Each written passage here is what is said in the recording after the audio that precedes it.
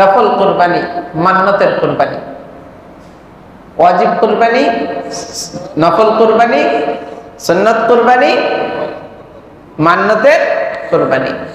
হ্যাঁ, এখানে আসেন ওয়াজিব এবং নফল এই দুই কুরবানির গোশত সবাই খাইতে পারবে। ওয়াজিব এবং নফল কুরবানির গোশত সবাই খাইতে পারবে। মান্নতের কুরবানির গোশত, মান্নতের কুরবানি, মান্নত তো বোঝেন সবাই, মান্নত বোঝেন না? আমার বাবাটা যদি বাইচা যায় আগামী বছর কোরবানি করব, এই গরুটা যদি বাইচা যায় আগামী বছর কোরবানি করব, বলে না এরকম? এরকম মান্নত করে। মান্নতের কুরবানি যদি হয়ে থাকে, মান্নতের কুরবানির গোশত নিজে খাইতে পারবে না, পরিবার খাইতে পারবে না, তার আত্মীয় স্বজনের ধনী যারা আছে তারা কেউ খাইতে পারবে না। দুই শ্রেণীর কুরবানি সবাই খাইতে পারবে, দুই শ্রেণীর কুরবানি কেউ খাইতে পারবে না, এটা মাথায় রাখতে হবে। মুহতারাম হাজরিন, এখন আসেন পশুর প্রকার, কোন কোন ধরনের পশু দিয়ে কোরবানি করা যাবে, এটা খুব গুরুত্বের সাথে শুনবেন, খুব গুরুত্বের সাথে শুনবেন। অনেকে আছেন গরু পশু কিনে ফেলছেন, অনেকে আছেন হয়তো আজকে রাত্রে টার্গেট রাখছেন আজকে রাত্রে কিনবেন।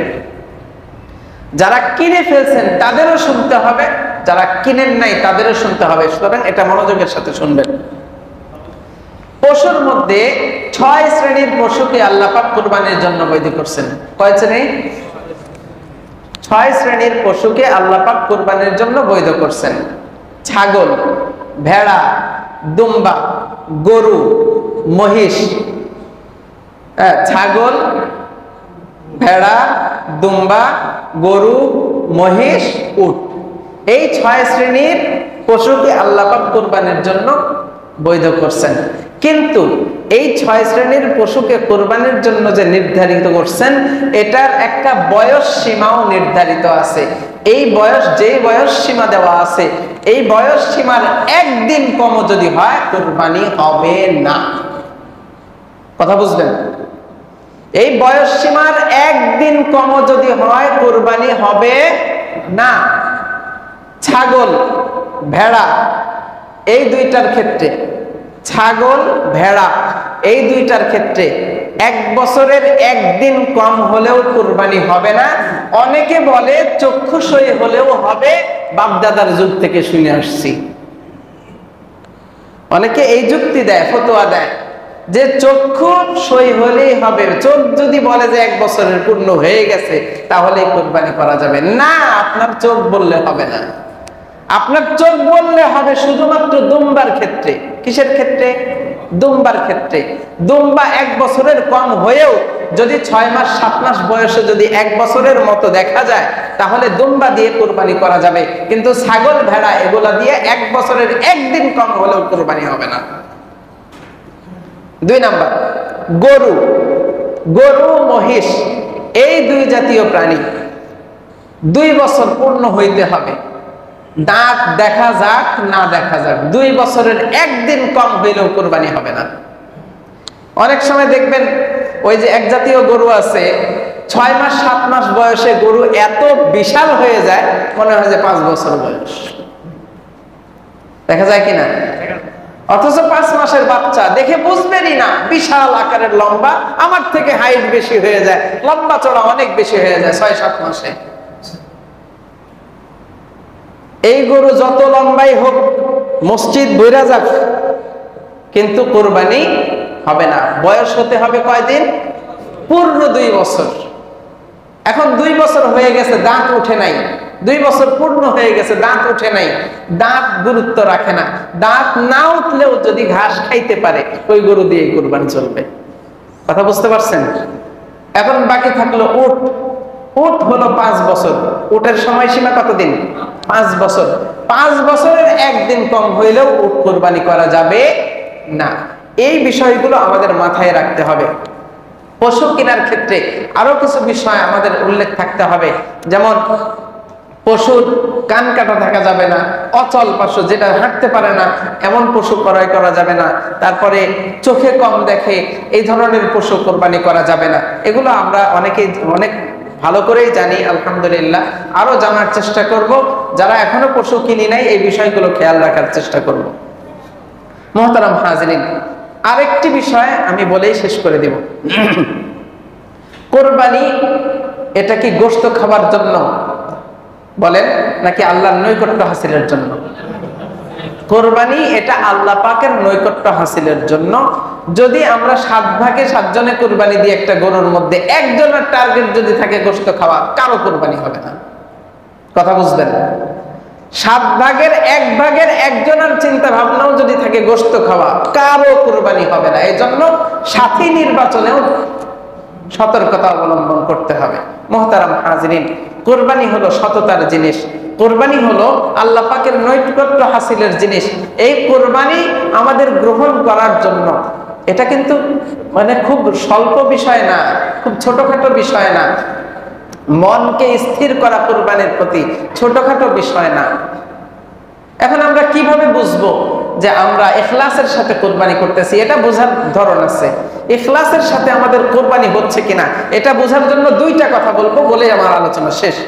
1 নাম্বার কথা, আমার ইখলাসের সাথে কোরবানি হচ্ছে কিনা এটা বোঝার 1 নাম্বার পন্থা হলো, আমি মানুষের কাছে ঋণী, অনেক টাকা পয়সা ঋণ, দেওয়ার সামর্থ্য আছে, তারপরেও দিচ্ছি না। কোরবানির সময় আসলে বিশাল বিশাল গরু কিনতেছি, বিশাল বিশাল আমি ছড়াইয়া ছিটাইয়া দেখাইতেছি যে আমি এটা করতেছি ওইটা করতেছি। আপনার বুঝতে হবে যে আপনার ইখলাস নাই। এই কোরবানিতে আপনার ইখলাস নাই, কারণ মানুষের হক আদায় করা এটা হলো ফরজ। মানুষের ঋণ পরিশোধ করা আপনার উপরে ফরজ। যদি নির্ধারিত সময় হয়ে যায়, সময় অতিক্রম না করে সময় মতো আদায় করা এটা আপনার উপরে ফরজ। কোরবানি করা ওয়াজিব। আপনি ফরজটা আগে আদায় করেন, কোরবানি পরে করেন। কথা বুঝতেছেন? 2 নাম্বার বোঝার উপায় হলো, 2 নাম্বার উপায় হলো, আমি আমার আত্মীয় স্বজনের হক, আত্মীয় স্বজন বলতে প্রত্যেক সূত্রে আমার থেকে যারা সম্পদগুলো পাবে, আমার ভাই, আমার বোন, আমার ভাই, আমার বোন, আমার সন্তান, এই সমস্ত মানুষরা যারা আমাদের সম্পদগুলো পাবে, ভাগিদার আছে, তাদের সম্পদগুলো আমি কি ইচ্ছা করে আটকায়া রাখছি, তাদেরকে দিচ্ছি না? যদি ইচ্ছা করে আটকায়া রাখি, তাহলে এর পরেও যদি আমি কোরবানির পশু কিনি, বুঝতে হবে আমার ইখলাস এই কোরবানির মধ্যে। وقال الله تبارك وتعالى ولكل أمة جعلنا منسكا ليذكروا اسم الله على ما رزقهم من بهيمة الأنعام فإلهكم إله واحد فله أسلموا وبشر المخبتين وقال رسول الله صلى الله عليه وسلم يا أيها الناس على كل أهل بيت في كل عام أضحية أو كما قال عليه الصلاة والسلام সম্মানিত মুসল্লিয়ান কিরাম, আল্লাহ পাক রব্বুল আলামিন আমাদেরকে মায়া করে, ভালোবেসে, মহব্বত করে জিলহজ মাসের 2য় জুমায় উপস্থিত করেছেন। আগামীকালকে আমাদের ঈদুল আজহা, কোরবানির ঈদ। জিলহজ মাসের প্রথম দশকের গুরুত্ব সম্পর্কে আমরা ইতিপূর্বে আলোচনা শুনেছি। অনেকেই এই 10 দিনের গুরুত্বকে কাজেও লাগিয়েছি, আবার অনেকে এমন আছে যারা গুরুত্ব সম্পর্কে জানছি কিন্তু মানার চেষ্টা করিনি। তো দিন তো বসে থাকে না, দিন চলেই যায়। একদিন করতে করতে আজকে 9 তারিখ। অনেকে হয়তো আজকে রোজা রেখেছেন, অনেকে গতকালকেও রাখছেন। আলহামদুলিল্লাহ। রোজার ফজিলতের সম্পর্কে আমরা জেনেছিলাম। রাসূলুল্লাহ সাল্লাল্লাহু আলাইহি ওয়াসাল্লাম বলেছেন, সিয়ামু ইয়াউমি আরাফাত ইন্নী আহতাসিবু আলা আল্লাহি আন ইউকাফফিরা আস-সানাতা আল্লাতী ক্বাবলা। ওয়াসসানাতাল্লাতী বা'দা। আল্লাহর হাবিব সাল্লাল্লাহু আলাইহি ওয়াসাল্লাম জিলহজ মাসের 9 তারিখের রোজা, আরাফার দিনের রোজা, এই রোজা সম্পর্কে বলেন, যদি কোনো ব্যক্তি 9 তারিখের 9 জিলহজের রোজা রাখে, আল্লাহ পাক রব্বুল আলামিন তার আগের এবং পরের এক বছরের গুনাহ মাফ করে দিবেন। সুবহানাল্লাহ। গুনাহ শব্দ সাধারণত উচ্চারণ করলে সগীরা গুনাহই বোঝায়, কবিরা গুনাহ এটা আলাদাভাবে উল্লেখ করা হয়। সগীরা গুনাহ সমূহ আল্লাহ মাফ করবেন, কবিরা গুনাহ তওবা ছাড়া মাফ হয় না। কবিরা গুনার জন্য তওবা করতে হয়, তওবা ছাড়া কবিরা গুনাহ মাফ হয় না। আচ্ছা, তো আল্লাহ পাক রব্বুল আলামিন আগামীকালকে যে আমরা কোরবানি করব, এই কোরবানির ইতিহাস সম্পর্কে গত জুমায় আমরা আলোচনা শুনেছি। হযরত আদম আলাইহিস সালাতু ওয়াস সালামের সময়কালের তার 2 ছেলের কোরবানির ইতিহাসও আমরা শুনেছি। বর্তমান সময়ে যে কোরবানি আমরা করে থাকি, এই কোরবানির ইতিহাসও আমরা সংক্ষেপে শুনেছি। তো আল্লাহ পাক রব্বুল আলামিন যুগে যুগে সমস্ত নবী, সমস্ত উম্মতের উপরে কুরবানি ওয়াজিব করেছিলেন। আল্লাহ পাক বলেন, ওয়ালিকুল্লি উম্মাতিন জাআলনা মানসাকা লিয়াযকুরু ইসমাল্লাহি আলা মা রাযাকাহুম মিন বাহিমাতিল আনআম فإلهكم إله واحد فله أسلموا وبشر المخبتين। আল্লাহ পাক রব্বুল আলামিন বলেন, ওয়ালিকুল্লি উম্মাতিন জাআলনা মানসাকা, আমি যুগে যুগে প্রত্যেক যুগের নবী, রাসূল এবং প্রত্যেক যুগের উম্মতদের উপরে কুরবানি ওয়াজিব করেছি, নির্ধারণ করে দিয়েছি। সুবহানাল্লাহ। লিয়াযকুরু ইসমাল্লাহি আলা মা রাযাকাহুম মিন বাহিমাতিল আনআম। এই কুরবানিটা ওয়াজিব করার কারণ হলো, যাতে করে আমি তাদেরকে যে চতুষ্পদ জন্তুগুলো দান করেছি, সেগুলো জবেহ করার সময় আল্লাহর নাম স্মরণ করতে পারে। সুবহানাল্লাহ। ফাইলাহুকুম ইলাহুন ওয়াহিদ। সুতরাং আল্লাহ পাক বলেন, তোমরা কোরবানির পশু জবাই করার সময় আমি আল্লাহর নাম উচ্চারণ করবা, কারণ ফাইলাহুকুম ইলাহুন ওয়াহিদ, তোমাদের ইলাহ বলতে আমি একাই, আর কেউ না। সুবহানাল্লাহ।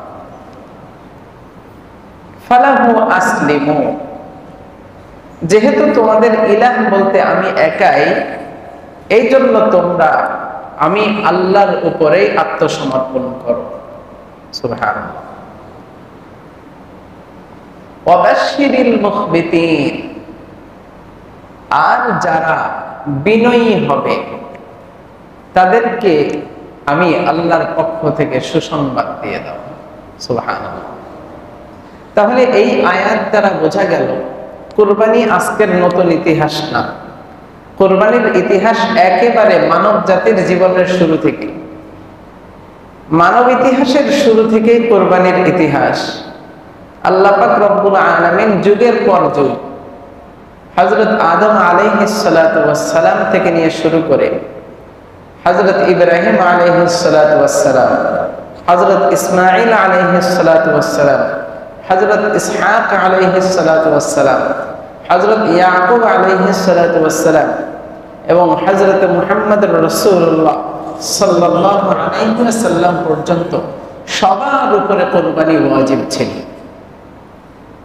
কিন্তু হযরত আদম আলাইহিস সালাতু ওয়াস সালামের কুরবানির ধরন যেমন ছিল, পরবর্তীতে যুগে যুগে কুরবানির ধরন পরিবর্তন হয়ে গেছে, কুরবানির ধরনের মধ্যে পরিবর্তন হয়ে গেছে। শেষ পর্যায়ে হযরত ইব্রাহিম আলাইহিস সালাতু ওয়াস সালামের এই কুরবানির মধ্যেও মানুষের দ্বিমত শুরু হয়ে গেছে। ইব্রাহিম আলাইহিস সালাতু ওয়াস সালামের সুন্নাত আমরা বলি, কারণ আল্লাহ হাবিব সাল্লাল্লাহু আলাইহি ওয়াসাল্লামকে সাহাবায়ে কেরাম জিজ্ঞাসা করছিলেন, মা হাদিহিল আযহি ইয়া রাসূলুল্লাহ, কুরবানি কি? কুরবানি জিনিসটা কি? আল্লাহ হাবিব সাল্লাল্লাহু আলাইহি ওয়াসাল্লাম বলেছিলেন যে সুন্নাতু আবিকুম ইব্রাহিম আলাইহিস সালাতু ওয়াস সালাম, এটা হলো তোমাদের পিতা ইব্রাহিম আলাইহিস সালাতু ওয়াস সালামের সুন্নাত। এই সুন্নাত দ্বারা উদ্দেশ্য, যেমন আমরা ফরজের আগে সুন্নাত পড়ি, পরে সুন্নাত পড়ি, এই সুন্নাত উদ্দেশ্য না। এই সুন্নাত দ্বারা উদ্দেশ্য হলো মতাদর্শ। এই সুন্নাত দ্বারা উদ্দেশ্য কি? মতাদর্শ। ইব্রাহিম আলাইহিস সালাতু ওয়াস সালামের মতাদর্শ আমরা গ্রহণ করি, এই জন্য আল্লাহর হাবিব সাল্লাল্লাহু আলাইহি ওয়াসাল্লাম বলেছেন সুন্নাতু আবিকুম ইব্রাহিম আলাইহিস সালাতু ওয়াস সালাম। তো ইব্রাহিম আলাইহিস সালাতু ওয়াস সালামের কুরবানির মধ্যেও পরিবর্তন শুরু হয়ে গেছিল। একটা সময় এমন হচ্ছিল যে কুরবানির ধরন বলতে বিভিন্ন সময় বিভিন্ন উম্মতরা কুরবানির ধরন পরিবর্তন করেছে। কিভাবে? আল্লাহ পাক রব্বুল আলামিন সূরাতুল মাঈদার মধ্যে এই কথা উল্লেখ করেছেন, মা জাআলাল্লাহু মিন বাহিরাতিন ওয়ালা সাইবাতিন ওয়ালা ওয়াসিলা ওয়ালা হামিম ওয়ালাকিন্নাল্লাযীনা কাফারু ইয়াফতারুনা আলাল্লাহিল কাযিব ওয়া আকসারুহুম লা ইয়াকিলুন। কাফের মুশরিকরা কুরবানিকে গ্রহণ করেছিল কিভাবে? তারা কয়েক ধরনের পশুকে বিভিন্ন ভাবে ছেড়ে দিত। আল্লাহ পাক বলেন, তারা যেই রাস্তাগুলো অবলম্বন করছে এগুলো আমি একটাকেও শরীয়ত সিদ্ধ বানাইনি। সুবহানাল্লাহ। মা জাআলাল্লাহু মিন বাহিরাতিন ওয়ালা সাইবাতিন ওয়ালা মুসিলাতিন ওয়ালা হাম। আল্লাহ পাক বলেন, তারা যে পশুগুলোকে বিভিন্ন ভাবে কুরবানির কথা বলে বিভিন্ন আচার অনুষ্ঠান করে থাকে, আমি এগুলোকে একটাকেও শরীয়ত সিদ্ধ বানাই নাই। ওয়ালাকিন্নাল্লাযীনা কাফারু ইফতারুনা আলাল্লাহিল কাযিব, বরং তারা নিজেরা আল্লাহর উপরে মিথ্যা আরোপ করে নিজেদের মতো করে কুরবানিকে গ্রহণ করছে। ওয়া আকসারুহুম লা ইয়াকিলুন, কারণ তারা যারা এই অপবাদগুলো দিয়েছে, যারা এই কৃতকার্যগুলো করছে, আল্লাহ পাক রব্বুল আলামিন বলেন তাদের অধিকাংশেরই কোনো জ্ঞান বুদ্ধি কিছুই নেই। অধিকাংশেরই কোনো জ্ঞান বুদ্ধি নেই। তো কিভাবে কুরবানিগুলো তারা গ্রহণ করত? এখানে চারটি ধরনের কুরবানির কথা বলছেন তারা। আল্লাহ পাক রব্বুল আলামিন বলেন, মা জাআলাল্লাহু মিন বাহিরা ওয়ালা সাইবা ওয়ালা ওয়াসিলা ওয়ালা হাম। চার ধরনের পশুর কথা বলছেন। প্রথম ধরন বাহিরা। বাহিরা বলা হয় এমন পশুকে যেই পশুর তারা দুধ দহন করত, দুধ দহন করে তাদের নিজেদের প্রতিমার নামে দুধটা উৎসর্গ করত, নিজেদের জন্য ওই দুধ কখনো ব্যবহার করত না, কোনো কাজে লাগাইতো না। কথা বুঝতেছেন? বাহিরা, তারা বাহিরার পূজা করত। বাহিরা হলো এমন জাতীয় পশু যেই উটের দুধ দহন করত, দুধ দহন করার পর ওই দুধটা তাদের প্রতিমার নামে উৎসর্গ করত। ওই দুধটা তারা নিজেদের কোনো কাজে ব্যবহার করত না, নিজেরা খাইতো না, নিজেদের বাসায়ও ব্যবহার করত না। এ হলো এক জাতীয়। দ্বিতীয় হলো সাইবা। সাইবা বলা হয় এমন প্রাণীকে, এমন ছাগলকে, যেই ছাগলের তারা পশম কাটা, দুধ দহন করা, তারপরে ওই পশুকে কোনো কাজে ব্যবহার করা, এটাকে তারা নিষিদ্ধ মনে করত। এই জাতীয় প্রাণীকে বলা হয় সাইবা। তিন নাম্বার ওসিলা। ওসিলা বলা হয় এমন বকরিকে, যেই বকরি তারা নিজেরা কোনো কাজে তো ব্যবহার করতোই না, বরঞ্চ তারা করতো কি, যে তারা ওখান থেকে ওই বকরি থেকে নির্ধারিত পরিমাণ একটা সময়, যেমন একটা বাচ্চা দিলে, দুইটা বাচ্চা দিলে, তিনটা বাচ্চা দিলে, এমন ছাগল যেগুলো থাকতো, যারা নির্ধারিত একটা সময় পর্যন্ত তারা বাচ্চা দেওয়ার পরে ওই বাচ্চার মাকে তারা কখনো গ্রহণ করতো না, কারণ তারা বলতো এটা আমাদের জন্য পবিত্র, এটা আমাদের জন্য খাওয়া, এটা আমাদের জন্য ব্যবহার করা, এটা আমাদের জন্য কোনো কাজে লাগানো বৈধ নাই, নিষিদ্ধ। ওসিলা। হাম বলা হয় এমন প্রাণীকে, যেই উট, পুরুষ উট নির্ধারিত পরিমাণ অংশের উটনির সাথে মেলামেশা করার পর তারা ওইটাকে উৎসর্গ করে দিত, ছেড়ে দিত। যেমন আমাদের দেশে অনেক জায়গায়, আমি বলে থাকি মাঝে সাঝেই, আমাদের দেশে অনেক জায়গায় দেখবেন রাস্তায় গরু ছেড়ে দেওয়া থাকে, রাস্তায় ছাগল ছেড়ে দেওয়া থাকে, গলায় রশি টসি কিছু নাই, নিজের মতো চলতেছে, নিজের মতো ঘুরতেছে, নিজের মতো খাইতেছে, ওইটাকে কেউ ধরেও না, কেউ ছুঁয়েও না। এক কথায় তারা এটাকে নাম দিছে যে খোদাই গরু, খোদাই ষাঁড়। হ্যাঁ, ভালো বলছেন, খোদাই ষাঁড়। তো এই চার ধরনের উপায় উপলব্ধি করে তারা এগুলাকে কুরবানি মনে করত জাহেলিয়াতের যুগে। হযরত ইব্রাহিম আলাইহিস সালাতু ওয়াস সালামের কুরবানিকে তারা পিছনে ফেলে তারা এইভাবে পশুগুলো থেকে ফায়দা গ্রহণ করত, তারা এইগুলোকে কুরবানি মনে করত। হযরত মুহাম্মদুর রাসূলুল্লাহ সাল্লাল্লাহু আলাইহি ওয়াসাল্লামের আগমনের পর শুধু তাই না, শুধু ওই পর্যন্তই যে তারা ক্ষান্ত হইতো বিষয়টা এমনই না, একটা পর্যায়ে এসে তারা মানুষ পর্যন্ত হত্যা করত, মানুষ কতল করে এটাকে কুরবানি মনে করত। হযরত ওমর রাদিয়াল্লাহু তাআলা আনহুর যুগে নীল নদের মধ্যে পানি শুকায়া যাইত, আর তাদের উপার্জন, তাদের শস্য ক্ষেত্র সবকিছু করার জন্য একমাত্র পন্থা ছিল নীল নদ। এই নদের পানি দিয়ে তারা সবকিছু ব্যবহার করত, এই নদের পানি ব্যবহার করে শাকসবজি উৎপাদন করত, ফসল ফলাদি উৎপাদন করত।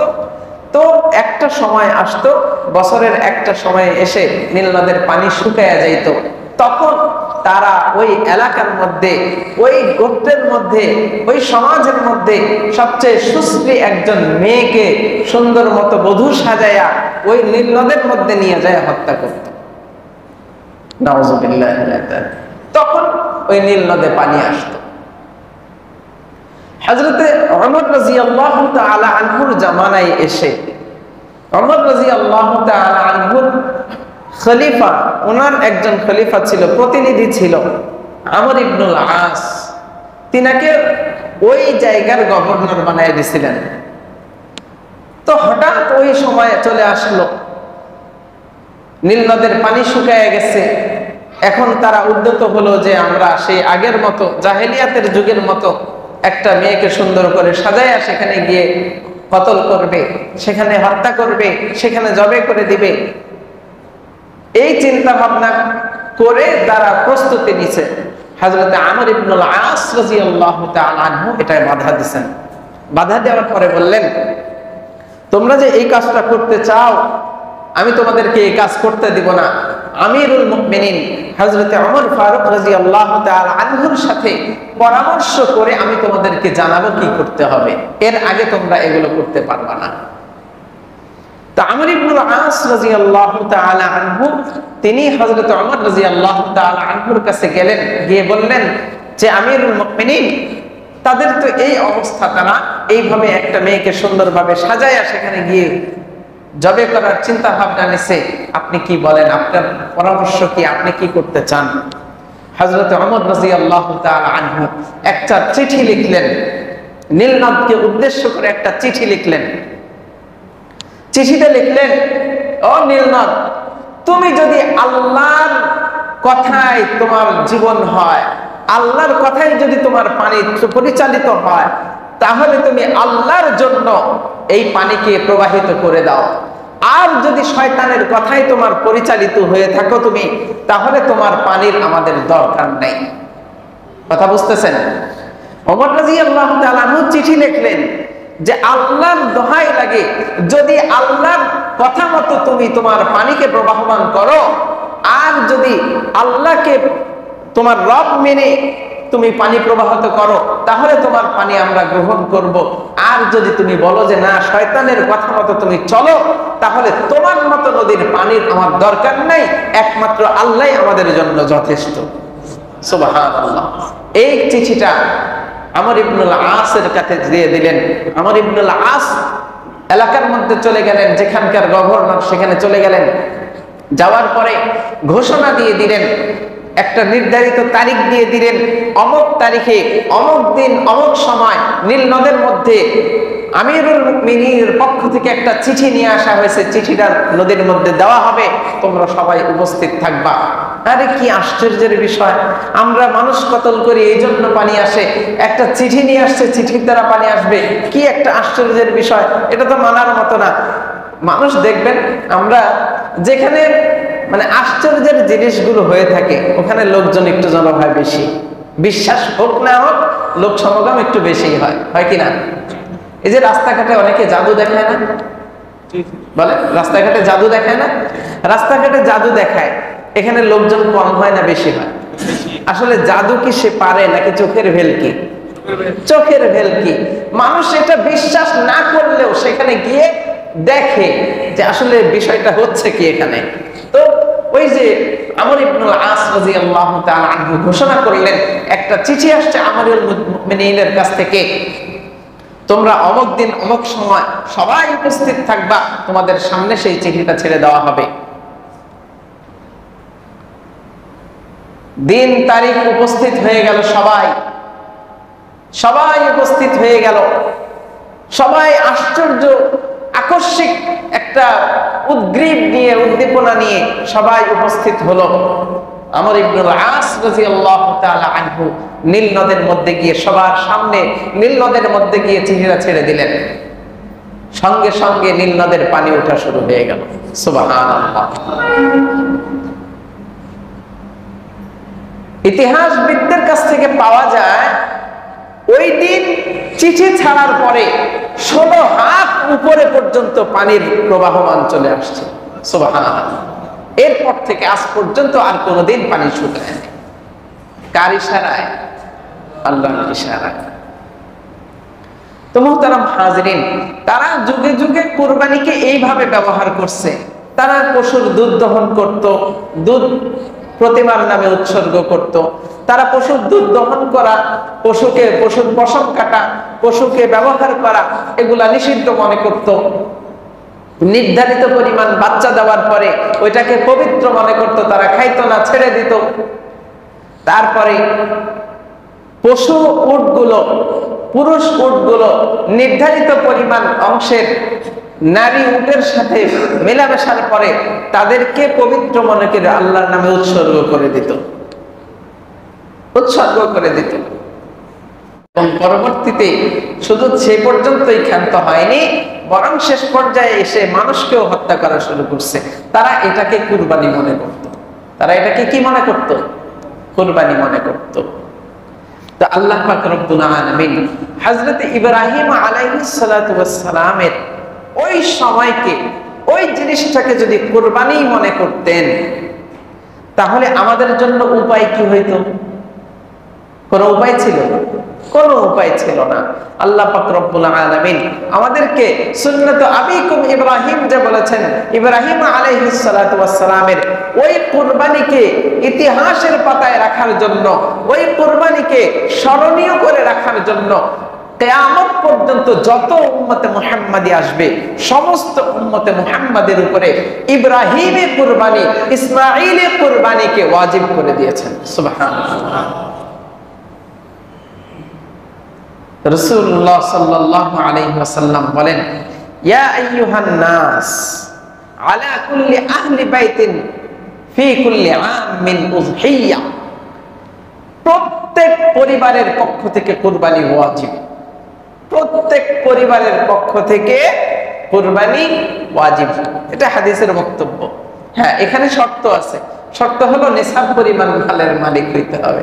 নিসাব পরিমাণ সম্পদের মালিক না হয়ে কুরবানি করতে গেলে এটার মধ্যে অনেক কিছু বিষয় আছে যেটা এখন বলা উদ্দেশ্য না, এখন বলতে গেলে মূল বিষয় বাদ পড়ে যাবে।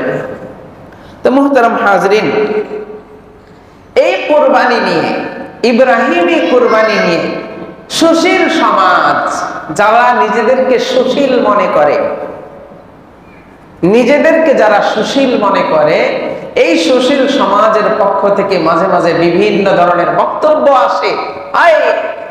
এই কুরবানির একটা দিনকে উসিলা করে কত পশুকে জবাই করা হয়, কত পশুকে হত্যা করা হয়। কেন এই পশুগুলো হত্যা না করে যদি মানুষকে এই টাকাগুলো সদকা করে দেওয়া হইতো, তাহলে মানুষ বেশি উপকার লাভ করত। কথা সত্য, মতলব খারাপ। কথা সত্য, মতলব খারাপ। তারা কথা সুন্দর বলতেছে যে মানুষের কাছে যদি সদকা করে দেওয়া হয়তো মানুষ সেখান থেকে ফায়দা হাসিল করতে পারত, কিন্তু মতলব হলো আল্লাহর আইনকে অস্বীকার করা। মতলব কি? আল্লাহর আইনকে কি করা? অস্বীকার করা। কথা সত্য, মতলব খারাপ। ইনিল হুকমু ইল্লা লিল্লাহ, বলতেছি মুখে মুখে আল্লাহর জন্য, ভিতরে অন্তরের কাজ হলো কাফের মুশরিকদের জন্য। মুহতারাম হাজরিন, তো তাদের এই যে চুলকানি, তারা যে যুক্তি পেশ করে, হাজার হাজার লক্ষ লক্ষ পশু একদিনে কুরবানি করে ফেলা হয়, লক্ষ লক্ষ পশু একদিনে জবে করে ফেলা হয়। কেন? এই পশুগুলো যদি থাকতো তাহলে আমাদের গোশতের ঘাটতি হইতো না। সারা বছর মানুষ গোশতগুলো হয়তো একটু কম দামে মানুষ, গরিব মানুষগুলো খাইতে পারতো। যুক্তি তো সুন্দর, যুক্তি কি সুন্দর। 2014 সালে, আমি তখন রবদা মাদ্রাসায় পড়াশোনা করি।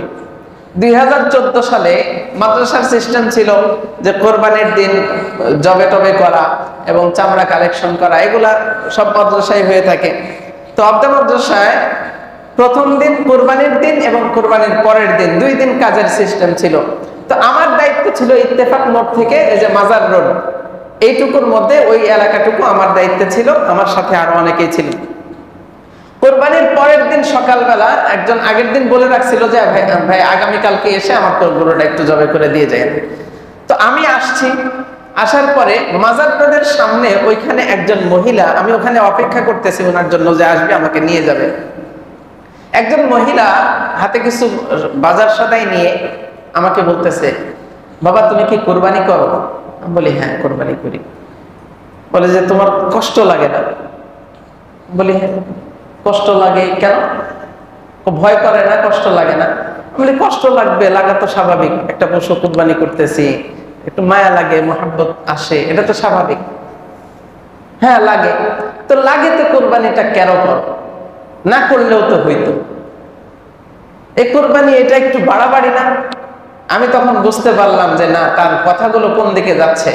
আমি কিন্তু তখনও পর্যন্ত এগুলা বিষয় নিয়ে তেমন মাথা ব্যথা ছিল না, এগুলা বিষয় বুঝতাম না, তেমন বোঝার চেষ্টাও করতাম না। তো আমার কাছে একটা বিষয় লাগছে, ক্লাসের মধ্যে আমার উস্তাদরা যখন আমাদেরকে কোরআনের তাফসির পড়াইছেন, কোরআনের যখন তরজমাগুলো পড়াইছেন, তখন এই কথাগুলো বলছেন যে একটা শ্রেণীর মানুষ আছে যারা এই কোরবানিকে বিভিন্ন সূত্রে গাঁথতে চায়, কোরবানিকে বিভিন্ন সূত্রে গাঁথতে চায়। আমার মাথায় তখন ওই বিষয়টা চলে আসছে যে হ্যাঁ, হুজুর যে বলছিল আসলে তো কথা সত্য, এখন তো আমার সামনে এটা ঘটতেছে। তা আমি ওই মহিলাকে বললাম যে আপনি কি মুসলিম? বলে হ্যাঁ মুসলিম। আপনার বাড়িতে কোরবানি হয়েছে? হ্যাঁ আমার বাড়িতে গতকালকে একটা গরু কোরবানি হয়েছে, একটা খাসি কোরবানি হয়েছে। আমি বলছি আপনার বাড়িতে গরু কোরবানি হইল, খাসি কোরবানি হইল, কিভাবে হইল? আপনি করতে দিলেন, আপনার মায়া লাগে নাই? হ্যাঁ মায়া তো লাগছে, এই জন্যই তো আমি করতে চাই না। আমি আলহামদুলিল্লাহ, আপনার ভিতরে যে ধরনের মায়া কাজ করে আমার ভিতরে এই ধরনের মায়া কাজ করে না।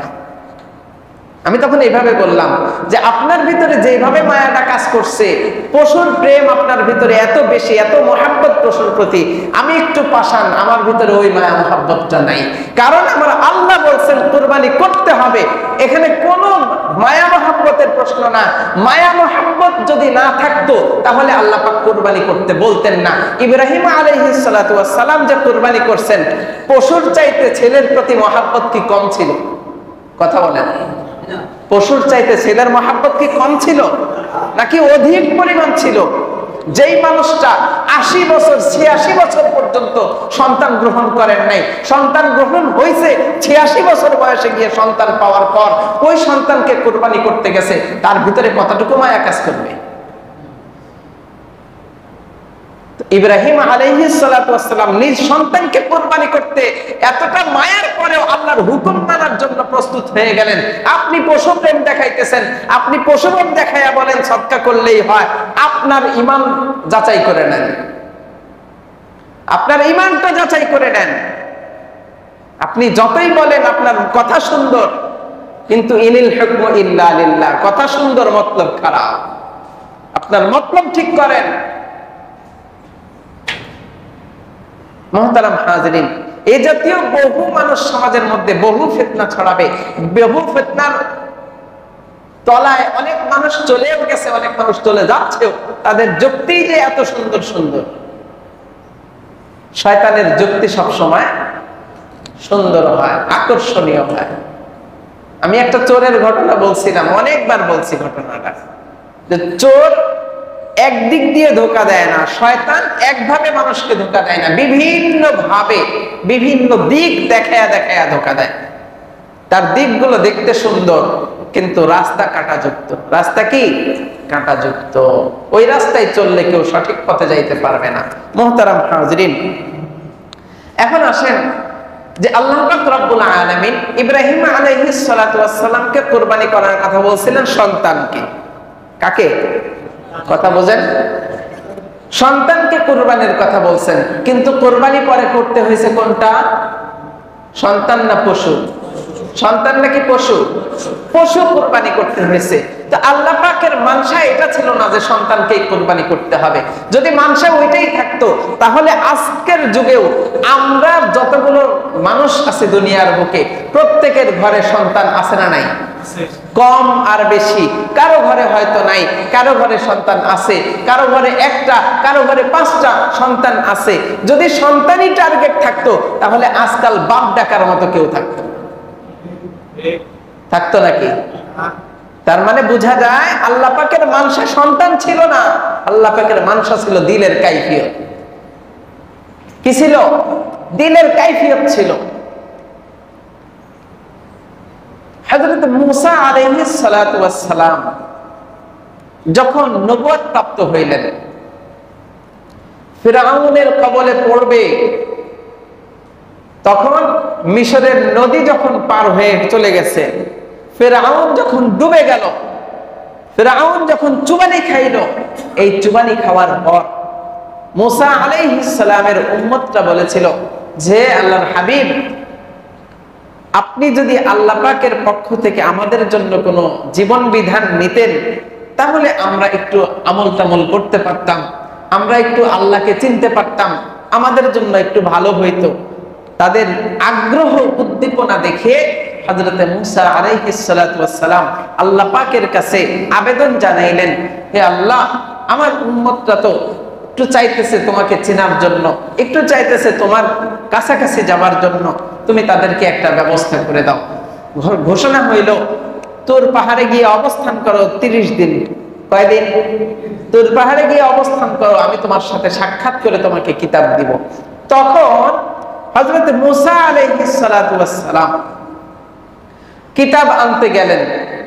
এদিকে সামিরি নামক একজন ব্যক্তি, কি নাম? কথা মনে রাখতে হবে, নাম মনে রাখতে হবে।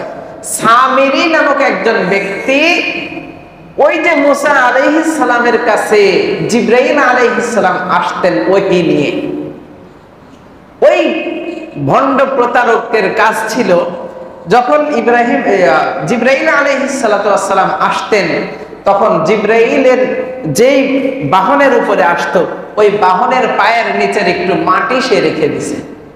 কি করছে? একটু মাটি রেখে দিছে। সূরা কাহাফের মধ্যে এর ঘটনা আসছে। তো মাটি একটু রেখে দিছে।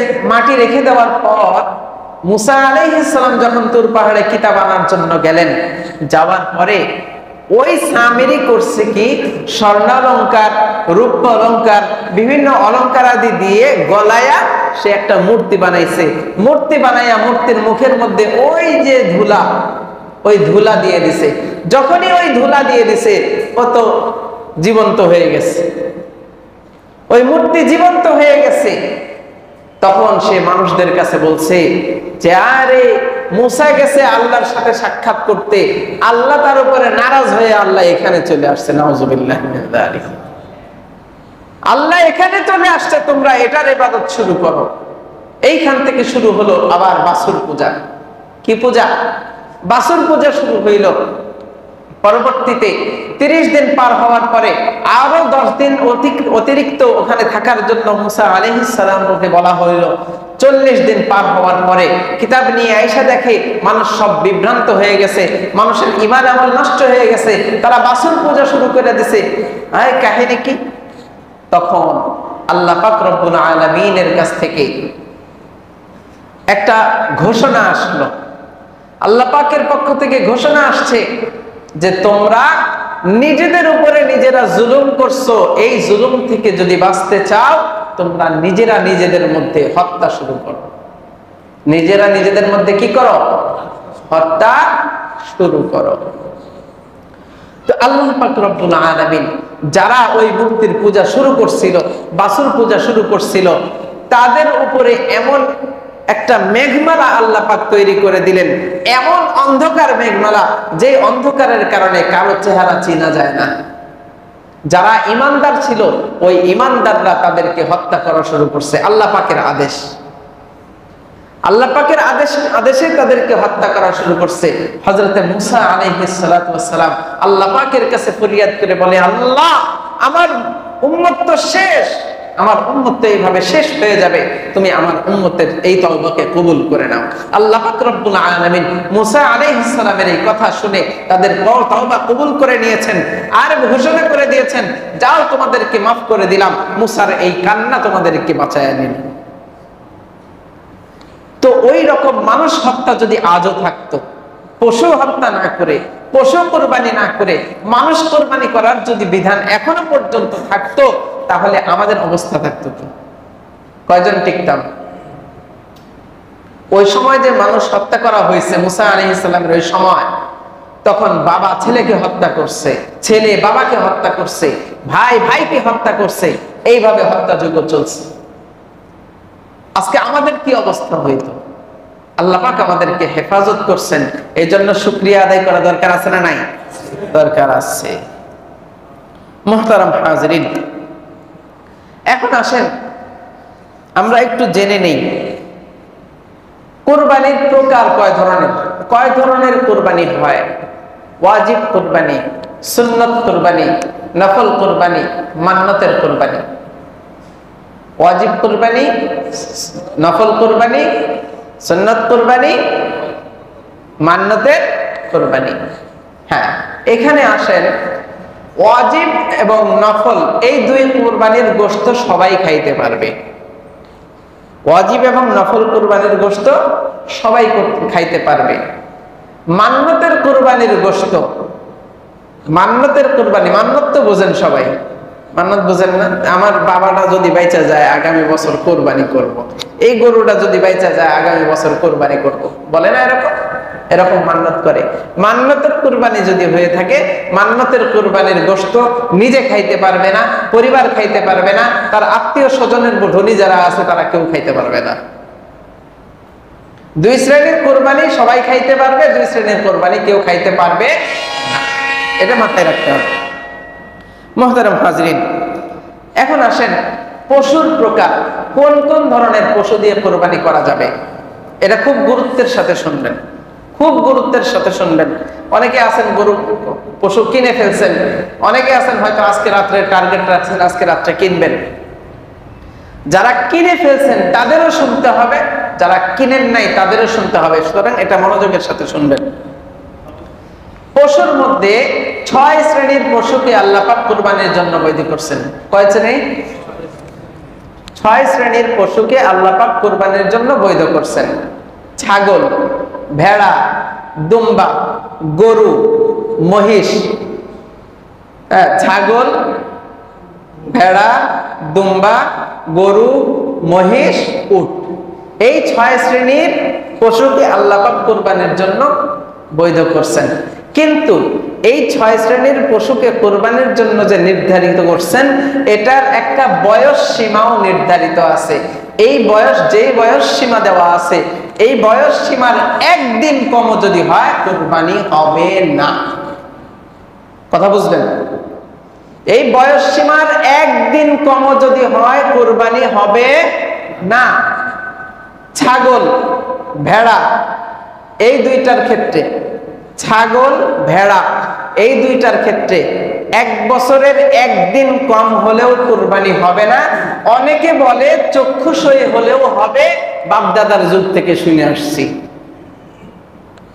অনেকে এই যুক্তি দেয়, ফতোয়া দেয় যে চক্ষু সই হলেই হবে। চোখ যদি বলে যে 1 বছরের পূর্ণ হয়ে গেছে তাহলে কুরবানি করা যাবে না। আপনার চোখ বললে হবে না। আপনার চোখ বললে হবে শুধুমাত্র দুম্বার ক্ষেত্রে। কিসের ক্ষেত্রে? দুম্বার ক্ষেত্রে। দুম্বা 1 বছরের কম হয়েও যদি 6 মাস 7 মাস বয়সে যদি 1 বছরের মতো দেখা যায় তাহলে দুম্বা দিয়ে কুরবানি করা যাবে। কিন্তু ছাগল, ভেড়া এগুলা দিয়ে 1 বছরের একদিন কম হলেও কুরবানি হবে না। 2 নাম্বার, গরু। গরু, মহিষ এই 2 জাতীয় প্রাণী 2 বছর পূর্ণ হইতে হবে। দাঁত দেখা যাক না দেখা যাক, 2 বছরের একদিন কম হইলেও কুরবানি হবে না। অনেক সময় দেখবেন ওই যে এক জাতীয় গরু আছে, 6 মাস 7 মাস বয়সে গরু এত বিশাল হয়ে যায় মনে হয় যে 5 বছর বয়স। দেখা যায় কিনা? অথচ 5 মাসের বাচ্চা দেখে বুঝবেনই না, বিশাল আকারের লম্বা, আমার থেকে হাইট বেশি হয়ে যায়, লম্বা চড়া অনেক বেশি হয়ে যায় 6-7 মাসে। এই গরু যত লম্বাই হোক, মসজিদ বইরা যাক, কিন্তু কুরবানি হবে না। বয়স হতে হবে কয়দিন? পূর্ণ 2 বছর। এখন 2 বছর হয়ে গেছে, দাঁত উঠে নাই। 2 বছর পূর্ণ হয়ে গেছে, দাঁত উঠে নাই। দাঁত গুরুত্ব রাখে না। দাঁত না উঠলেও যদি ঘাস খাইতে পারে ওই গরু দিয়ে কুরবানি চলবে। কথা বুঝতে পারছেন? এখন বাকি থাকলো উট। উট হলো 5 বছর। উটের সময়সীমা কতদিন? 5 বছর। 5 বছরের একদিন কম হইলেও উট কুরবানি করা যাবে না। এই বিষয়গুলো আমাদের মাথায় রাখতে হবে। পশু কেনার ক্ষেত্রে আরো কিছু বিষয় আমাদের উল্লেখ থাকতে হবে।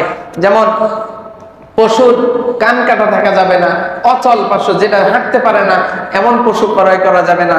তারপরে চোখে কম দেখে এই ধরনের পশু কোরবানি করা যাবে না। এগুলো আমরা অনেক ভালো করেই জানি, আলহামদুলিল্লাহ। আরো জানার চেষ্টা করব। যারা এখনো পশু কিনি নাই এই বিষয়গুলো খেয়াল রাখার চেষ্টা করব। মুহতারাম হাজিরিন, আরেকটি বিষয় আমি বলেই শেষ করে দিব। কোরবানি এটা কি গোশত খাবার জন্য বলেন নাকি আল্লাহর নৈকট্য হাসিলের জন্য? কোরবানি এটা আল্লাহ পাকের নৈকট্য হাসিলের জন্য। যদি আমরা 7 ভাগে 7 জনে কোরবানি দিয়ে একটা গরুর মধ্যে একজনের টার্গেট যদি থাকে গোশত খাওয়া, কারো কোরবানি হবে না। কথা বুঝবেন? 7 ভাগের 1 ভাগের একজনের চিন্তা ভাবনাও যদি থাকে গোশত খাওয়া, কারো কোরবানি হবে না। এই জন্য সাথী নির্বাচনেও সতর্কতা অবলম্বন করতে হবে।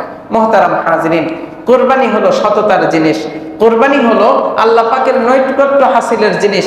এই কোরবানি আমাদের গ্রহণ করার জন্য এটা কিন্তু খুব স্বল্প বিষয় না, খুব ছোটখাটো বিষয় না। মনকে স্থির করা কোরবানির প্রতি ছোটখাটো বিষয় না। এখন আমরা কিভাবে বুঝবো যে আমরা ইখলাসের সাথে কোরবানি করতেছি? এটা বোঝার ধরন আছে। ইখলাসের সাথে আমাদের কোরবানি হচ্ছে কিনা এটা বোঝার জন্য 2টা কথা বলবো, বলে আমার আলোচনা শেষ। 1 নাম্বার কথা, আমার ইখলাসের সাথে কোরবানি হচ্ছে কিনা এটা বোঝার 1 নাম্বার পন্থা হলো আমি মানুষের কাছে ঋণী, অনেক টাকা পয়সা ঋণ, দেওয়ার সামর্থ্য আছে, তারপরেও দিচ্ছি না। কোরবানির সময় আসলে বিশাল বিশাল গরু কিনতেছি, বিশাল বিশাল আমি ছড়াইয়া ছিটাইয়া দেখাইতেছি যে আমি এটা করতেছি ওইটা করতেছি। আপনার বুঝতে হবে যে আপনার ইখলাস নাই, এই কোরবানিতে আপনার ইখলাস নাই। কারণ মানুষের হক আদায় করা এটা হলো ফরজ। মানুষের ঋণ পরিশোধ করা আপনার উপরে ফরজ। যদি নির্ধারিত সময় হয়ে যায়, সময় অতিক্রম না করে সময় মতো আদায় করা এটা আপনার উপরে ফরজ। কোরবানি করা ওয়াজিব, আপনি ফরজটা আগে আদায় করেন, কোরবানি পরে করেন। কথা বুঝতেছেন? দুই নাম্বার বোঝার উপায় হলো, আমি আমার আত্মীয় স্বজনের হক, আত্মীয় স্বজন বলতে প্রত্যেক সূত্রে আমার থেকে যারা সম্পদগুলো পাবে, আমার ভাই, আমার বোন, আমার সন্তান, এই সমস্ত মানুষরা যারা আমাদের সম্পদগুলো পাবে, ভাগিদার আছে, তাদের সম্পদগুলো আমি কি ইচ্ছা করে আটকায়া রাখছি, তাদেরকে দিচ্ছি না? যদি ইচ্ছা করে আটকায়া রাখি, তাহলে এরপরেও যদি আমি কোরবানির পশু কিনি, বুঝতে হবে আমার ইখলাস এই কোরবানির মধ্যে নাই। এজন্য আমরা খুব সতর্কতার সাথে আমাদের কোরবানি যেন শুদ্ধ হয়, আমাদের কোরবানি যেন ইখলাসের সাথে হয়, ইব্রাহিমী কোরবানি যেন হয়। আল্লাহ পাক আমাদেরকে বুঝার এবং আমল করার তৌফিক দান করেন। ওয়া আখিরু দাওয়ানা আলহামদুলিল্লাহি রাব্বিল আলামিন।